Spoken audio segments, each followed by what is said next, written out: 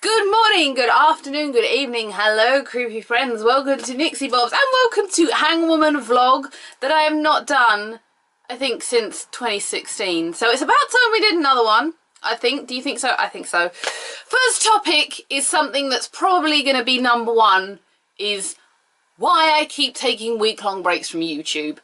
And there's a lot of reasons why, but a lot of it is to do with my own self-doubt, quite honestly. I constantly mentally compare myself to the bigger, better YouTubers who've been here a while, and when certain things happen I often sit there and I'm like, oh, I'm never going to be as good as them. The other side of it comes from the fact that I am severely overworked.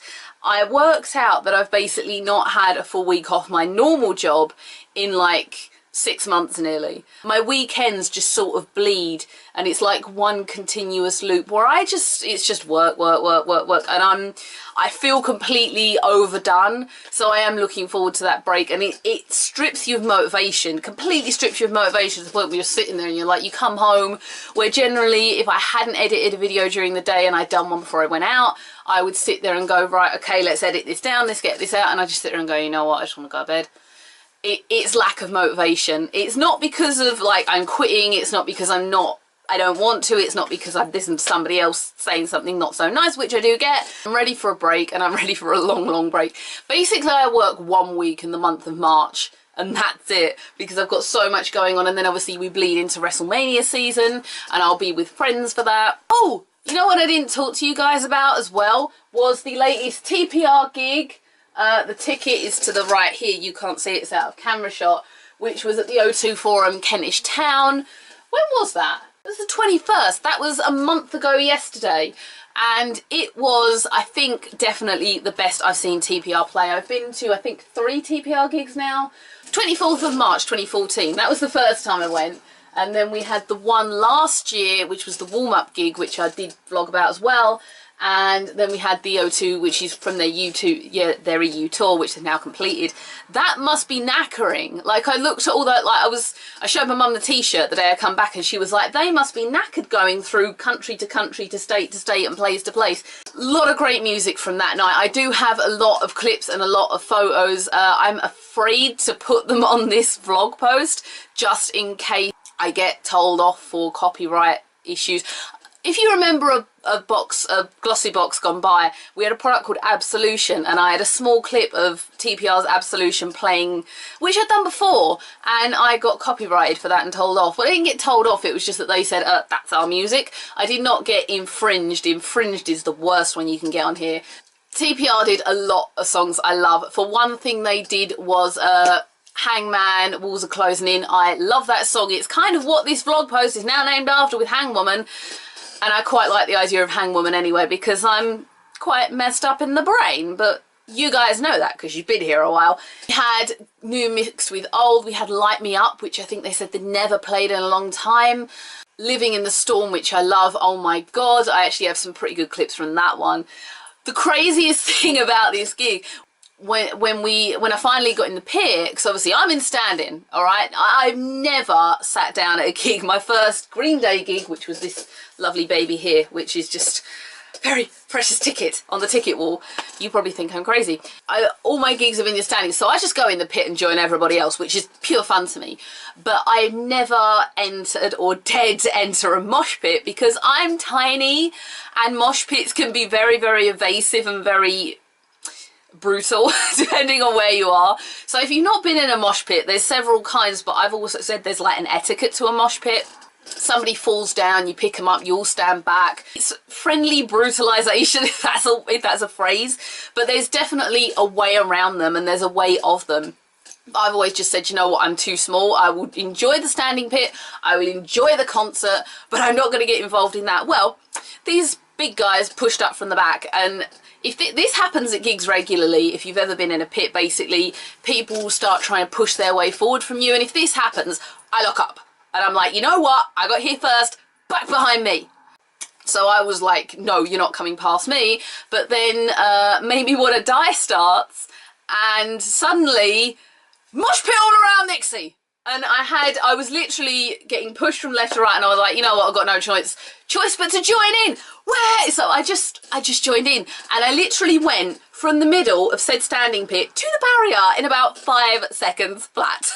I could not believe it. I was literally at the barrier. I was like, okay, that was worth it. But then it kept happening, and it wasn't as crazy as Altbridge's support acts, whose name I really can't remember, I'm so sorry, where we had we had crowd surfers. That was really, really quite scary. Small people should not be allowed near crowd surfers because it's just scary. The funny thing was, when we were in the middle waiting for TPR to come on, I was next to a girl and her other friend, and we weren't talking or anything like that. We were just sort of noticing each other. I had jet black eyes on that day. It's just kind of those things in gigs where you just kind of lock eyes and you're like, oh, okay. We ended up at the same barrier from the same pit, and we just kind of looked at each other and we're like, you were in the middle. And we were like, how did we end up here? It was a great moment, and we had kind of the end of the gig, just kind of exchanging a few words. And if that was you, hello. But it was, all in all, it's definitely the best I've seen them perform. It was a great set of songs, old, new mixture. Brilliant gig, brilliant night. Just a shame O2 Forum were a little bit arsey. Third thing I got to talk about is something I am so excited about, and I hope you guys are too, which is Beauty and the Beast next month. We go from a complete rock concert to Disney Fairy Princess. I know, this is the fun of tangenting on Nixie Bobs. I just tangent all the time. So I am generation 1 of Beauty and the Beast. So as far as I'm concerned, if you have children and you're going to see this, the 90s kids are going in first. Your children, back of the line. But I am generation. I'm the same as Emma Watson. She says, you know, this is a Disney character I loved. This is something I grew up with. Complete the same. I was never raised as a Disney child, but all of those Disney movies that came out kind of in my generation, I think probably starting with like Beauty and the Beast. Beauty and the Beast, absolutely, but Little Mermaid, The Lion King, that's my generation of film. That was when I was littler than I am now.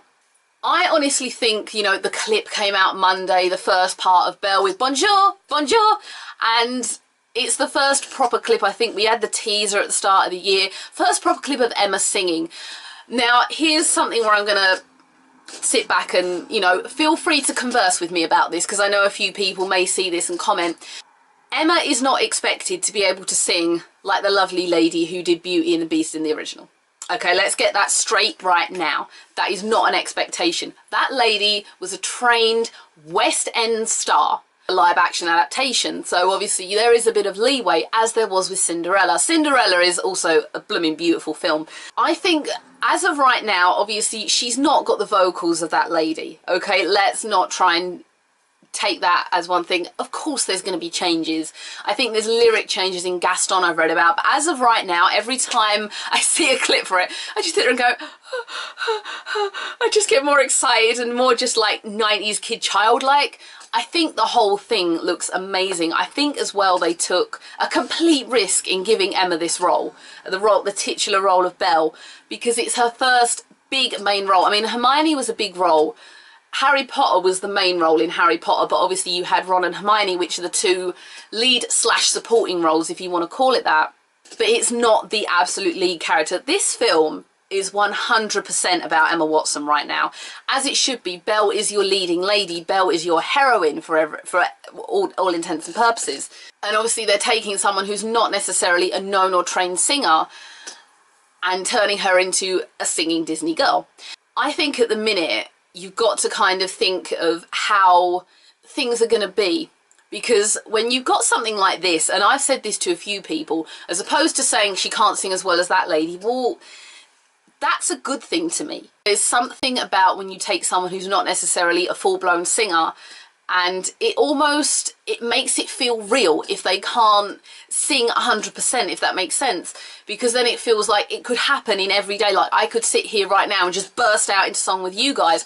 Not everyone is going to be able to sing. Remember Willow in Buffy's musical episode, who we know Alison Hannigan isn't the best singer, but it's almost like that. It's like taking something almost, again, let's reference High School Musical here. We could literally live in that world of suddenly bursting into song. Not everybody's going to be able to sing great. So that, for me, it would almost come from the heart as well, because you're singing as if you're talking, as if I'm talking to you quite impassioned about this right now. So step back, think about it. The dress looks amazing. I think they've really brought everything in Cogsworth and Lumiere to life. They're obviously not going to look as cartoony. I can't wait to see Be Our Guest. There's a clip from that in the final trailer of Lumiere coming with all these pots and plates and whatnot behind him, and I think he looks fantastic. There was allegedly a reference of Neville Longbottom in the start of Belle's song where Monsieur Jean turns around and says, I can't remember what I've forgotten, and it's like, oh, they've referenced Harry Potter. I think the clip definitely makes me even more excited for the film, and if you want to talk about it, let me know. Also, I am going to see this on opening day, and if there is any chance of a pre-screening, because I know they did that with Moana, if I see one, I will be going to one. So if anyone wants me to talk about this once I've seen it and give you a more in-depth review without spoiling anything, let me know. I think they've definitely made Belle's role a lot bigger in this, because obviously changing times, Emma's position with the UN and feminism as well. I know they've made her a bit more Maurice than Maurice, to my knowledge. I think looking at it, you're really seeing the different gender stereotypes just in that one clip alone. The boys are in education, the girls are doing the washing. It's not seen as being the thing for Belle to do, as we well know that a woman should be reading a book and thinking that she doesn't want to be just this standard provincial life type girl, as it's called. So I think they're definitely playing on that 100% more. Expect change.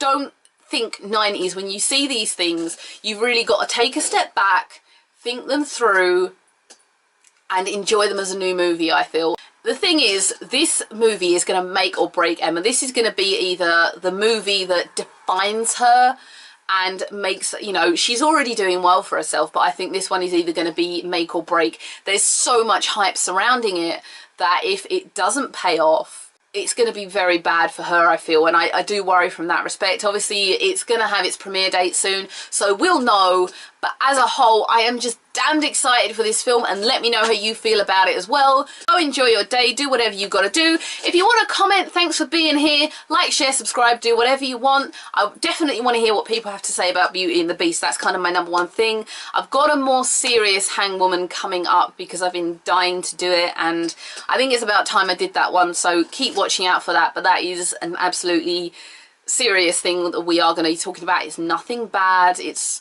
well, it's something that is in my past that I want to kind of talk about, and it's something that's currently in current media, so it's definitely something that we're going to have a long chat on, but that's for another day. I'll see everyone again for another thing. Please excuse my laziness. Hopefully after my break from work I'll be a lot more refreshed and happily, actively, mentally able to do these things. So I'll see everyone again for another video, and I'll stop rabbiting.